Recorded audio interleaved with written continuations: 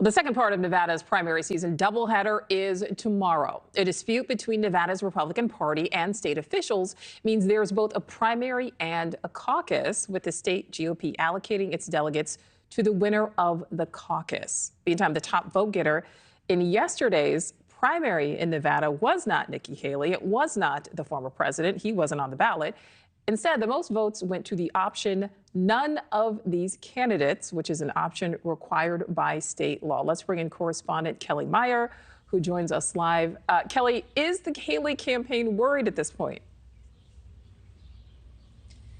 Well, the Haley campaign seemingly unbothered by Tuesday night's results. They believe Nevada was rigged for former President Donald Trump, and they say they are all eyes on South Carolina. But the former president biting back at Haley, saying, quote, it was a bad night for her. Now, Haley was poised to win Nevada's primary, but instead suffering this dramatic loss, with 63% of voters opting instead for, quote, none of these candidates on the ballot. Haley's campaign telling NewsNation they didn't bother to play the game they say was rigged for Trump, saying, quote, even Donald Trump knows that when you play penny slots, the House wins. Now, the state's Republican Party, led by Trump allies, is in charge of the state's nominating contest and is awarding Nevada's 26 delegates through the party-run caucus tomorrow, which former President Trump is on the ballot. Now, meanwhile, President Joe Biden easily won Nevada's Democratic primary as he grows closer to becoming the party's 2024